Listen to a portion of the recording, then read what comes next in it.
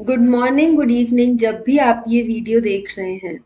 हम class sixth का class sixth का नहीं, क्लास ट्वेल्थ का चैप्टर 7 जिसका नाम है विजयनगर इंपीरियल कैपिटल विजयनगरा। हम इस चैप्टर को आज स्टार्ट करने वाले हैं। इससे पहले चैप्टर 6 जिसका नाम था भक्ति सूफी ट्रेडिशन, उसमें हमने भक्ति और सूफी के सारे एस्पेक्ट्स जो आपकी बुक में दिए हुए हैं लाइन बाय लाइन डिस्कस किए थे।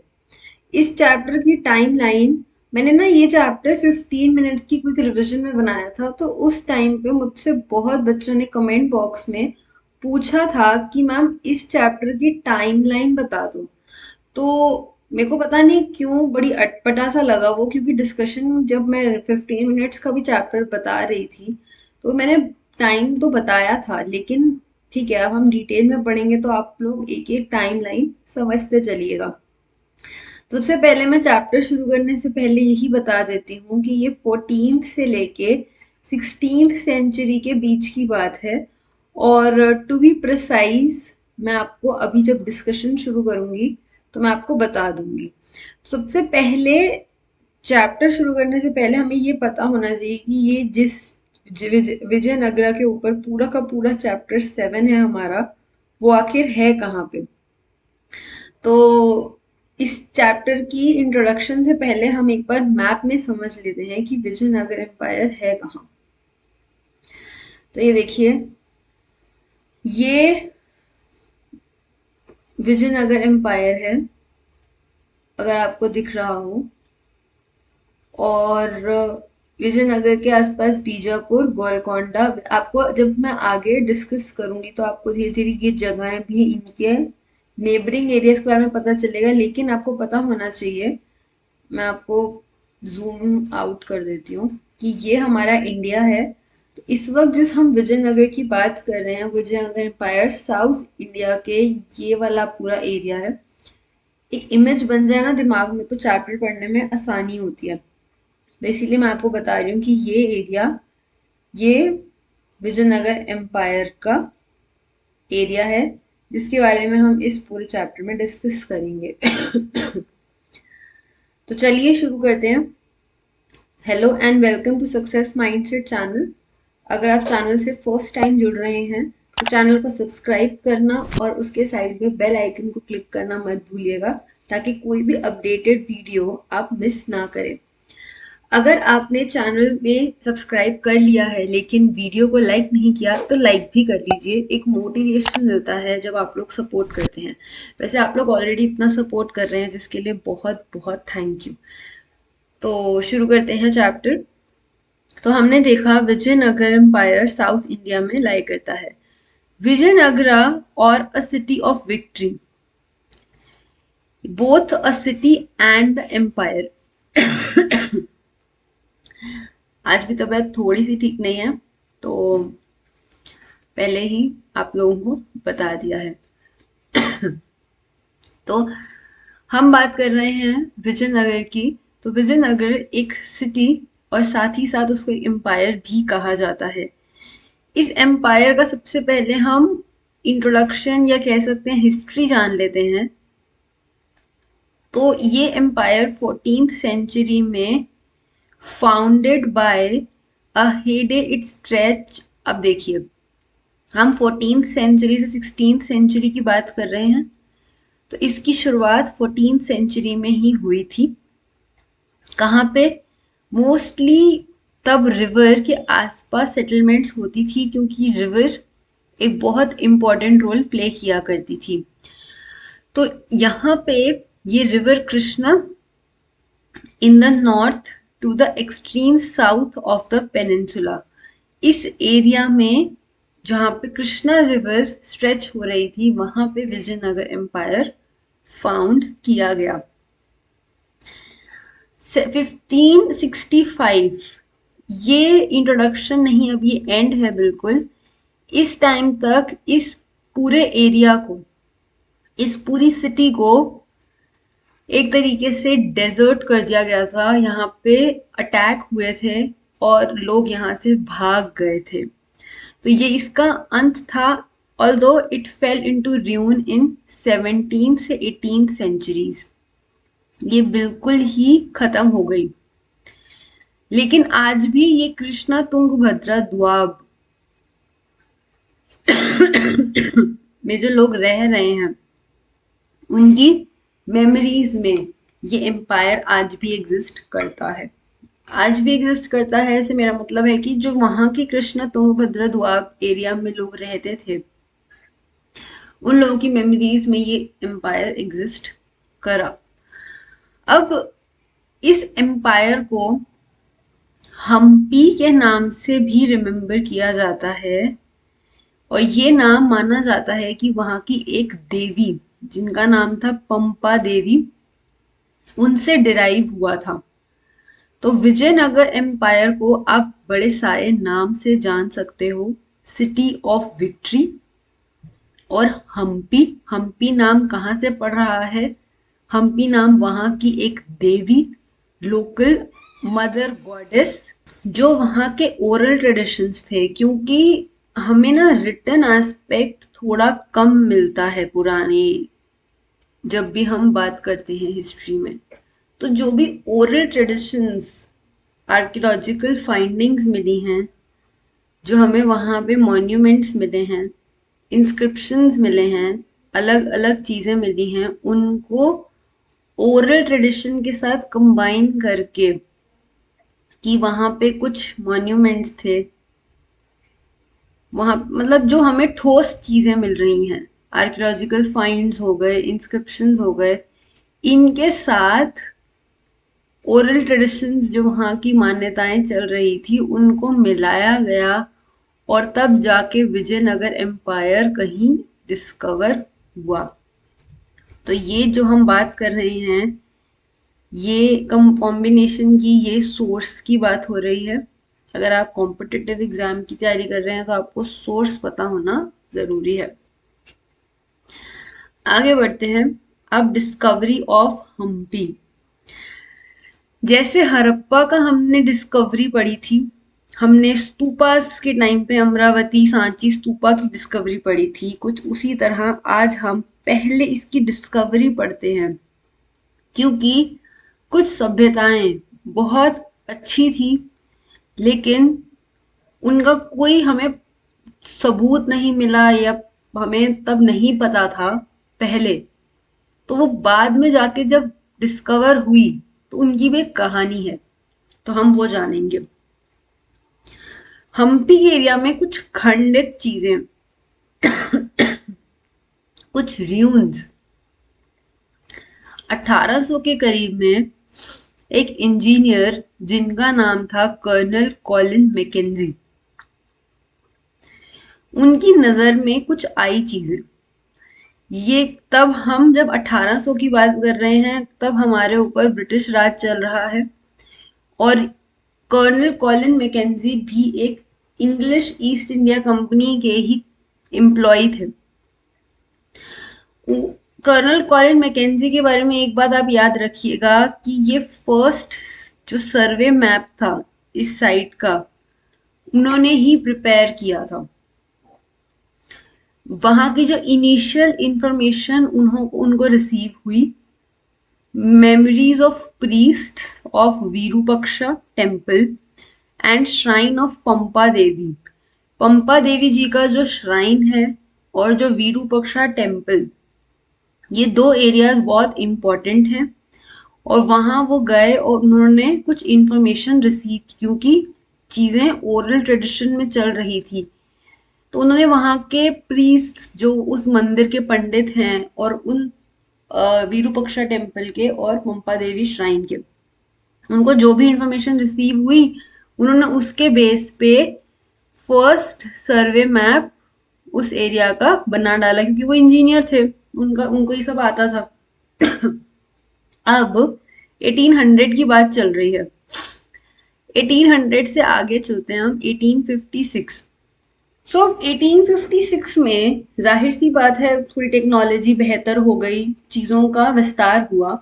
तो 1856 में जो फोटोग्राफर्स थे उन्होंने मॉन्यूमेंट्स जो वहाँ पे बने थे उनकी पिक्चर्स को कैप्चर किया.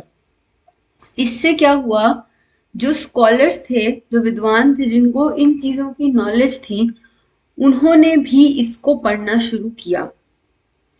1836 में एपिग्राफिस्ट्स ने काफी सारे इंस्क्रिप्शंस को इकट्ठा किया and found at this other temples at Hampi. जो ये वाले टेम्पल्स की बात हो रही है, विरूपक्षा टेम्पल और shrine at of Pampa Devi, इन टेम्पल्स में जो इंस्क्रिप्शंस मिले उनके अलावा और भी बहुत सारे टेम्पल्स थे। उन सब जगहों से उन्होंने इंफॉर्मेशन, इंस्क्रिप्शंस जो भी थे, क्योंकि इंस्क्रिप्शन एक ऐसी चीज है जो ओरल नहीं है, वो ठोस हैं, उनको इकट्ठा किया और उन्हें स्टडी करना, उनकी कलेक्शन करना शुरू किया। तो अभी तक हमने जो टाइम की बात की है वो थोड़ा आगे पीछे हुआ है, तो इसलिए मैं ऑर्डर में लिख रही हूँ। सबसे पहले 1800 में एक कर्नल कॉलिन मैकेंजी, जो कि एक इंजीनियर थे, उनके सामने कुछ चीजें आई जिनसे उन्होंने ओरल, जो भी प्रीस्ट थे अलग अलग टेम्पल्स के, विरूपक्षा टेम्पल और श्राइन ऑफ पंपा देवी, वहां से उन्होंने ये सारी इंफॉर्मेशन को इकट्ठा करना शुरू किया। दूसरी चीज, 1836 में एपिग्राफिस्ट्स ने जितने भी टेम्पल्स थे, एक्सेप्ट नहीं, इंक्लूडिंग विरूपक्षा टेम्पल और श्राइन ऑफ पंपा देवी, और इसके अलावा बहुत से टेम्पल्स थे, वहां से जो भी इंस्क्रिप्शंस थे उनको कलेक्ट करना शुरू किया। 1856 में मॉन्यूमेंट्स पे फोटोग्राफर्स उनकी पिक्चर्स क्लिक करने लगे। उससे क्या हुआ, स्कॉलर्स उसको एक बेहतर तरीके से स्टडी करना शुरू किया उन्होंने। और इन सारे एफर्ट्स जो ये अलग अलग टाइम फ्रेम में हो रहे हैं, या आप लिख सकते हो अपनी कॉपी में या अपनी बुक में ही साइड पे लिख लीजिए। इनसे क्या हुआ, ये ऑर्डर में आपकी बुक में ना आगे पीछे बताया है, तो मैंने ये ऑर्डर में लिख दिए हैं।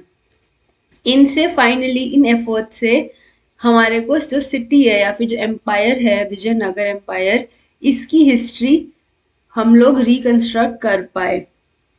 और कुछ इम्पोर्टेंट सोर्सेस थे, जो फॉरेन ट्रैवलर्स आए उनके भी अकाउंट्स देखे गए, और लिटरेचर जो तेलुगु, कन्नड़, तमिल और संस्कृत में लिटरेचर लिखी गई है, ये भी एक सोर्स था।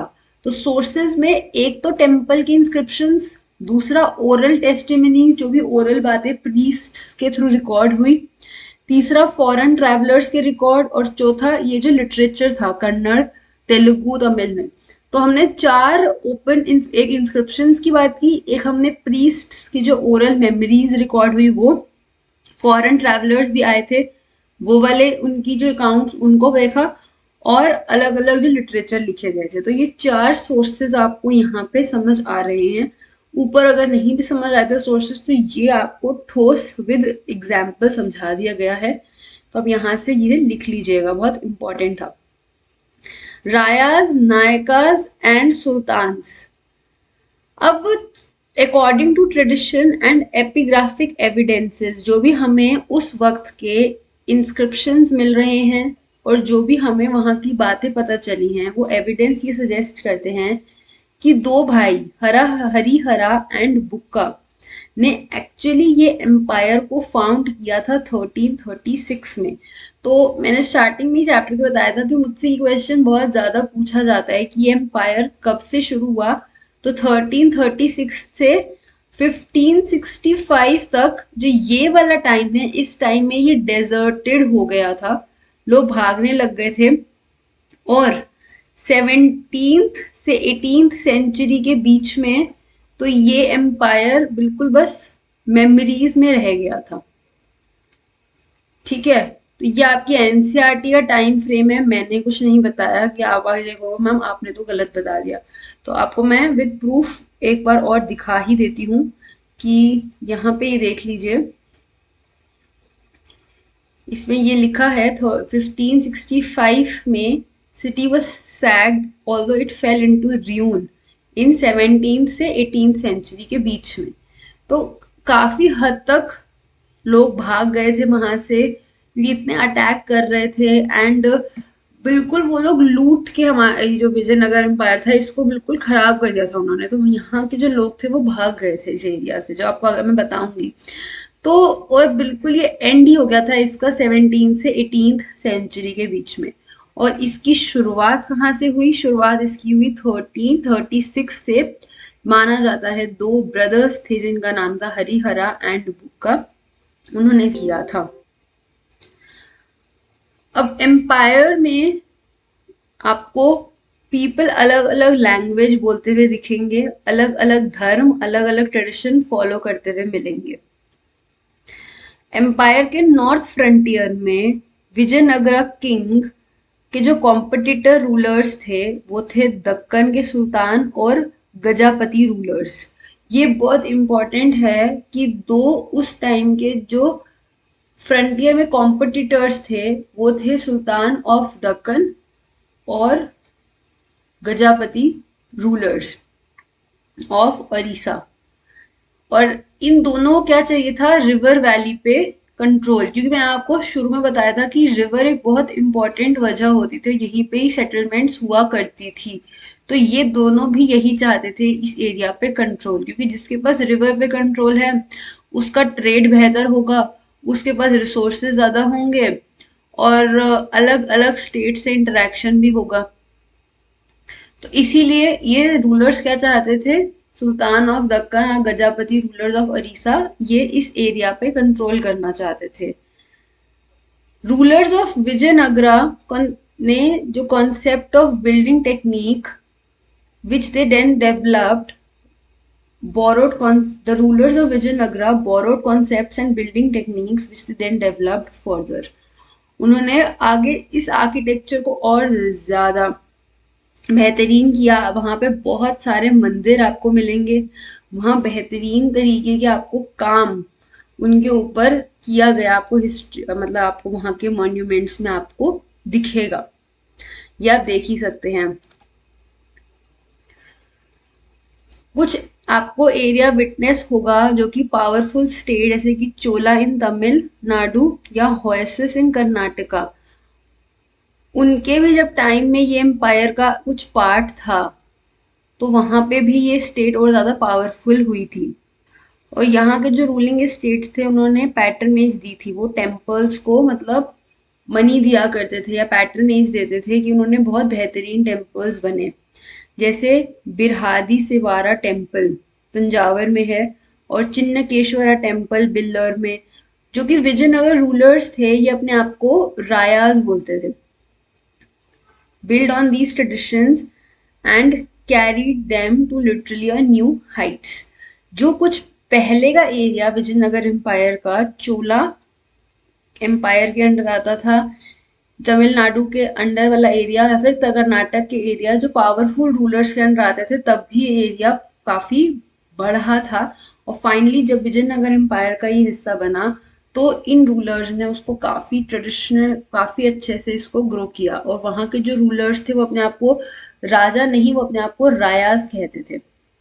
ठीक है, अब किंग और ट्रेडर्स, क्योंकि हमने देखा कि रिवर एरिया है और साउथ में सी का एरिया भी पड़ता है, तो ट्रेड तो बेहतरीन तरीके से होता था। अच्छा, एक ये बॉक्स भी खत्म कर देते हैं। ये जहाँ पे एलिफेंट्स का लिखा हुआ है, ये देखिए, elephants horses and man. Gajapati का लिटरल मीनिंग होता है लॉर्ड ऑफ एलिफेंट्स, जिनके पास एलिफेंट्स हों। ये एक रूलिंग लीनिएज थी, ये किंग रूल करते थे उस एरिया में। और ये ओडिशा के एरिया की बात हो रही है। ये एक ट्रेडिशन था जो पॉपुलर था विजयनगर और दिल्ली सल्तनत वाले, डेक्कन सल्तनत वाले एरियाज में भी। लेकिन वहां पे इसको अश्वपति या लॉर्ड ऑफ हॉर्सेस कहा जाता था। और विजयनगर वाले एरिया में ये लोग अपने आप को रायास कहते थे, आर कॉल्ड नरापति और लॉर्ड ऑफ मेन। नर मेन की बात होती तो नरापति, अश्व घोड़ा तो अश्वपति, और ओडिशा में ये लोग खुद तो क्या कहते थे? Gajapati, Lord of elephants. तो एलिफेंट्स वाली टर्म गजापति, हॉर्सेस वाली अश्वपति और मैन नरापति। तो ये एक टर्म थी जो आपको समझ आई होगी, आई होप। कोई भी डाउट हो आप मुझसे कमेंट बॉक्स में पूछ सकते हैं। अगर सब्सक्राइब अभी तक नहीं किया तो डेफिनेटली कर लीजिए, और वीडियो पसंद आई तो वीडियो को लाइक कर लीजिएगा। आप लोगों के सपोर्ट से बहुत बहुत अच्छा लगता है। Thank you so much. अब मिलती हूँ मैं अगली वीडियो में, तब तक के लिए keep learning and keep growing. अगला पार्ट आगे मतलब अब अगली वीडियो में मैं डिस्कस